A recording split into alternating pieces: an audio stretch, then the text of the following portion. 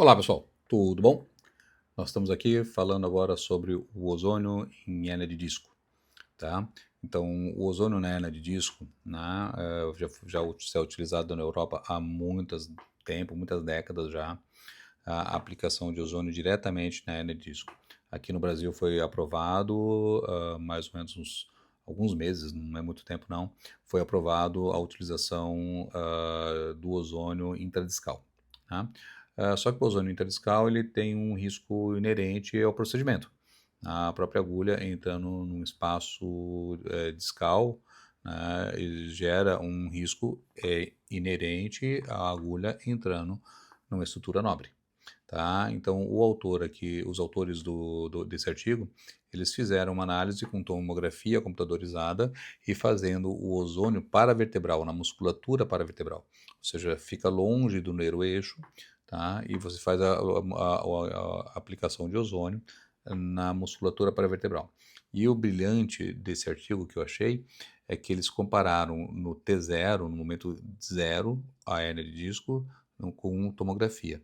Tá? E em 3, 5, 7 e 12 minutos, tá? Eles fizeram a tomografia logo após a aplicação de ozônio e conseguiu ver o ozônio entrando no disco roto, tá? Na hérnia de disco ali, o que é bem interessante. Tá? Então, isso torna o procedimento muito mais fácil de fazer em ambulatório, né? Com custos muito menores e com riscos consideravelmente menores.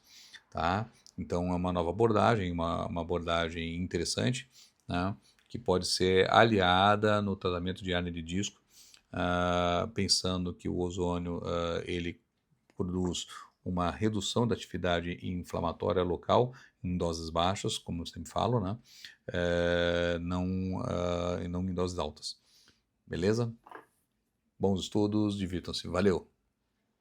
Dor nas costas por hérnia de disco. Um problema que, nossa, afeta milhões de pessoas. Mas a questão é, e se o jeito mais comum de tratar essa condição não for o melhor? Ou quem sabe nem o mais seguro? Pois é, milhões de pessoas convivem com a dor debilitante de uma hérnia de disco. E na busca por alívio, muita gente acaba seguindo um tratamento padrão. Mas a grande pergunta que a gente vai investigar hoje, com base em novas evidências, é justamente essa. Será que o método mais usado é de fato mais seguro? Ok, então vamos mergulhar nisso. Para a gente entender a alternativa, primeiro a gente precisa dar uma olhada no tratamento padrão. E é bem aqui que a história começa a ficar, digamos, arriscada. Olha só, o procedimento padrão é a tal da injeção intradiscal.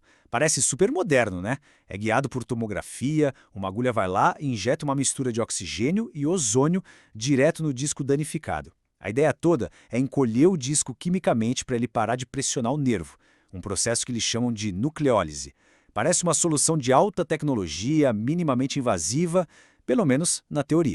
Só que aqui está o pulo do gato. Essa precisão toda tem um preço. Injetar algo direto numa estrutura tão delicada como o disco espinhal, isso abre a porta para complicações bem sérias.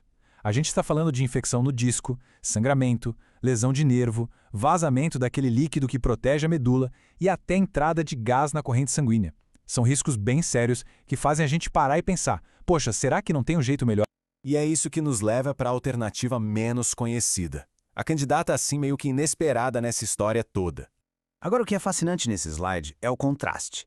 De um lado, a injeção intradiscal, profunda, complexa, precisa de imagem para guiar. Do outro lado, a intramuscular, uma injeção simples, superficial, nos músculos do lado da coluna. É uma diferença, assim, gritante no nível de invasão. Isso nos leva à pergunta de $1 milhão, né? Peraí, se no método intramuscular a agulha nem encosta no disco, como é que o ozônio chega lá para fazer efeito? Parece que não faz sentido, né? Desafia a lógica. Pois é aqui que a ciência visual entra em cena para resolver esse mistério. Vamos dar uma olhada nas evidências, nas imagens. Ok, o que estamos vendo aqui são tomografias de um paciente. Esse é o ponto de partida, o minuto zero, logo depois da injeção intramuscular. Reparem bem, o disco intervertebral está limpinho, nenhum sinal do gás que foi injetado. Esse é o nosso antes. Agora a mágica. Avançamos só 3 minutos e olhem isso. Contrariando tudo o que se esperava, aparece o primeiro vestígio de gás, essa área mais escura que está indicada aí, aparecendo dentro da hérnia de disco. Lembrem-se, nenhuma agulha chegou nem perto dali. O que parecia impossível está acontecendo bem na nossa frente. Chegando nos 7 minutos, a coisa fica ainda mais nítida. O gás não está só lá dentro. Ele está se espalhando, se infiltrando pelas fissuras naturais que já existem no disco degenerado. É como se ele estivesse encontrando o próprio caminho até a origem da dor por difusão. E, finalmente, com 12 minutos, a imagem fala por si só. A prova é inegável. O gás preencheu completamente a área-alvo, sem nenhuma agulha ter tocado o disco. A terapia chegou exatamente onde precisava.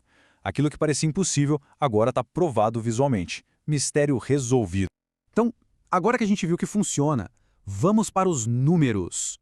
Como é que esses dois métodos se comparam quando a gente fala de risco e de recompensa, olhando os dados clínicos? Esse número aqui resume tudo, 6,57. Esse é o chamado risco relativo. Ou seja, os pacientes que recebem a injeção intradiscal têm uma probabilidade mais de 6,5 vezes maior de sofrer uma complicação grave se comparado com quem fez o método intramuscular. É um número que impressiona. Essa tabela aqui detalha um pouco mais esse risco. A métrica que talvez seja mais importante aqui é o número necessário para prejudicar, o NNP. Pensem assim, para cada grupo de 1.180 pessoas que recebem o tratamento intradiscal em vez do intramuscular, a estatística diz que uma pessoa a mais vai ter uma complicação grave que poderia ter sido evitada. É uma troca de risco bem concreta. E este gráfico, ele meio que resume essa troca. De um lado, a segurança. A intramuscular é claramente, mas muito superior. Do outro, a eficácia bruta. É verdade que alguns estudos sugerem que a injeção direta pode ser um pouquinho mais potente, mas a questão principal fica óbvia quando a gente olha os dois lados juntos. Será que vale a pena correr um risco mais de 6 vezes maior de uma complicação séria para ter um benefício que talvez seja só um pouco maior? A balança aqui pende, e muito, para o lado da segurança.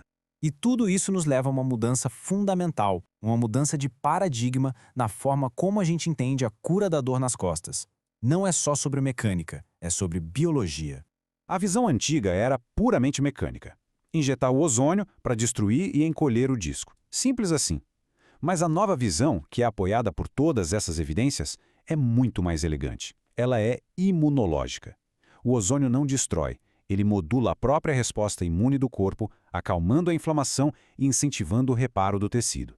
A cura, na verdade, vem de dentro. E essa citação do estudo resume tudo de forma perfeita. A ideia é modular a resposta imune e não depender de uma nucleólise químico-física, que é rápida, mas também arriscada. É uma abordagem muito mais inteligente, muito mais biológica. O que nos deixa, então, com essa pergunta final que é bem poderosa. Se existe um método mais seguro, que também é eficaz e que usa a própria capacidade de cura do corpo, o que falta para que a prática médica evolua e adote essa abordagem de forma mais ampla?